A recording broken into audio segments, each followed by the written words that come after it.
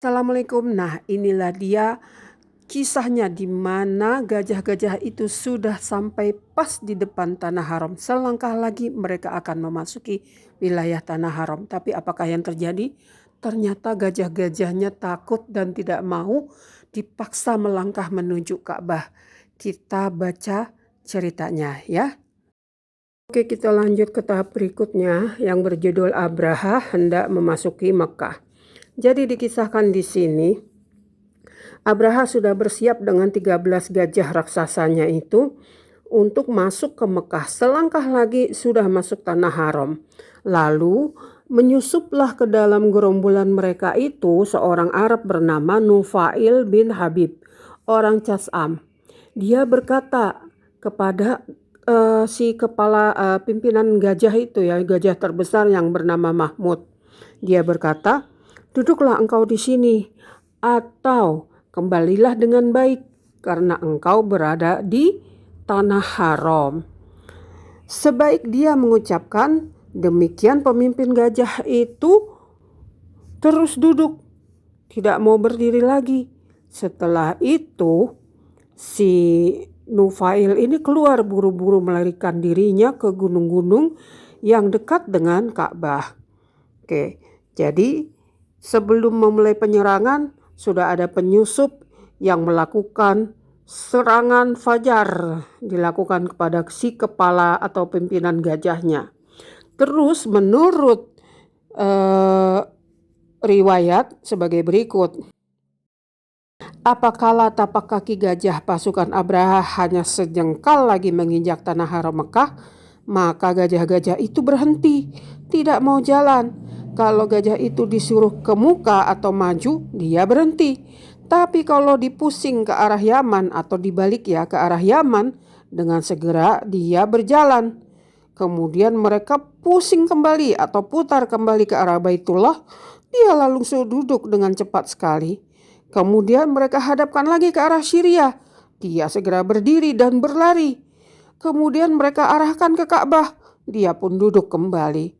Setelah itu mereka coba membawanya ke arah timur. Dia segera bangun dan berlari. Setelah dipusing kembali ke arah Ka'bah, dia duduk kembali. Heran dan bingung sekalian anggota pasukan Abraha. Mereka tidak mau merubah susunan serangannya, sebab telah dibiasa demikian. Mereka berusaha supaya gajah-gajah itu suka maju. Lama tempo habis untuk demikian, dan semua usaha tidak berhasil. Tidak ada yang mau maju barang selangkah juga. Demikian juga angkatan perangnya, sama sekali sudah beku, tidak berdaya. Tiba-tiba datanglah burung-burung seperti burung layang-layang dari pinggir laut, dan seperti burung balasan namanya. Masing-masing membawa 3 batu kecil, 1 di paruh, 2 lagi di setiap kaki. Besar batu itu seperti kacang hijau dan adas.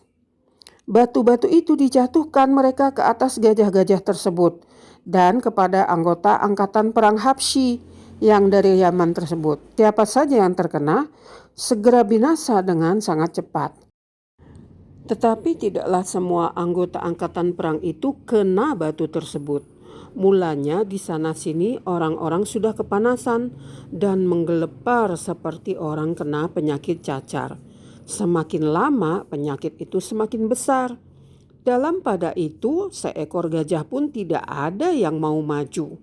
Untuk maju dengan jalan lain tidak ada karena komando di dalam tangan Abraha. Tidak terperikan dahsyatnya hal tersebut, Abraha sendiri juga kena. Timbullah ketakutan yang maha dahsyat di dalam kalbu seluruhnya. Mereka berlomba-lomba menuju jalan pulang. Tidak ada aturan dan komando lagi. Orang yang mati bertambah lama bertambah banyak. Siapa yang mati tinggal di tengah jalan. Sebagian besar mati di tengah jalan. Abraha sendiri dapat sampai ke Yaman kembali dalam rupa yang sangat buruk, tidak dapat dikenal. Caranya mereka binasa, anak-anak jari mereka berjatuhan sedikit demi sedikit. Pada bekas yang tinggal keluar darah dan nanah. Dr. Toha Hussein menggambarkan sebagai anak burung yang baru menetas. Kemudian ia pun mati. Jadi si Abraha ini akhirnya mati di Yaman, tapi sempat disaksikan oleh seluruh penduduk Yaman ya, karena dia pulang kan pas masih dengan gajahnya itu udah kondisi compang-camping. Gajahnya pun compang-camping, dianya juga compang-camping dan luka di sana sini dan brodol gitu jari-jarinya dengan berdarah dan bernanah. Gimana ya ngebayanginnya, itu serem banget pasti dia pulang itu. Gimana orang di Yaman itu nggak shock gitu ngelihat dia pulang sendirian dengan tentaranya habis semua. Oke, kita lanjut. 7 hari 7 malam tidak ada orang yang mau mendekati bangkainya. Masya Allah. Sebab takut kejangkitan, ya Allah. Dibiarkan gitu aja ya, padahal si Abraham ini rajanya mereka. Dengan demikian tidak ada sejengkal juga tanah haram Mekah yang terinjak oleh najisnya orang Ethiopia. Semua hal ini dilihat dari dekat oleh orang Mekah dari tepi-tepi gunung. Akan tetapi seorang juga tidak ada yang kena di antara mereka. Ajaib hal tersebut. Tidak ada yang mengetahui bagaimana duduk perkara. Hanya orang-orang seperti Abdul Muthalib yang memahamkannya. Maka bertambah-tambahlah kepercayaan dan kehormatan orang Mekah terhadap Ka'bah. Peristiwa yang maha dahsyat itu dinamakan orang Mekah dengan Tahun Gajah sebagai isyarat kepada angkatan perang Habasyi dan Roman Timur yang kolonialisme itu. Ada sebuah syair yang terkenal yang tercantum di dalam sirahnya Ibnu Hisham halaman 5354. Syair ini dibuat oleh Nufail bin Habib. Berikut syairnya.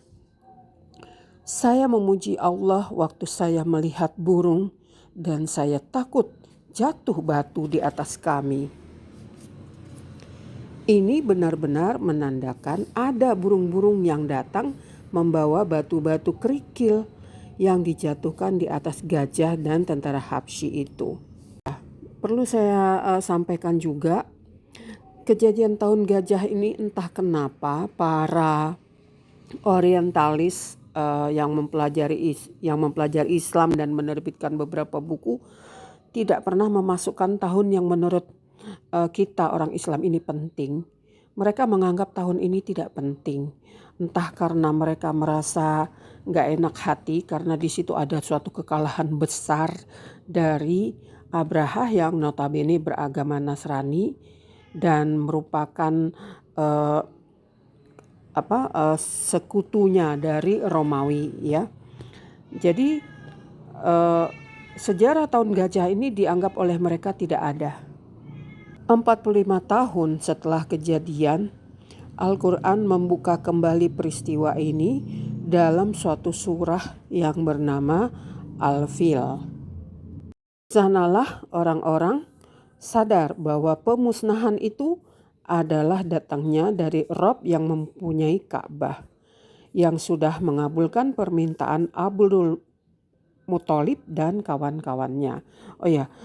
Tentara Habasyah yang tewas itu hampir seluruhnya dan itu berjumlah 20.000 orang.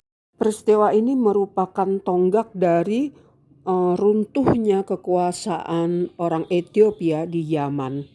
2 tahun setelah itu, orang-orang Ethiopia yang berada di Yaman ini diusir oleh tentara Parsi dan orang Arab. Jadi mereka tidak suka ya dengan gayanya orang Ethiopia yang kasar, arogan gitu, dan memaksa untuk agar mereka memeluk agama Nasrani. Jadi orang Arab ini bekerja sama dengan orang Persia mengusir orang Ethiopia atau orang Habasyah keluar dari Yaman, dan kekuasaan dikembalikan kepada penduduk Yaman dan mereka bebas untuk memilih agama mereka sendiri.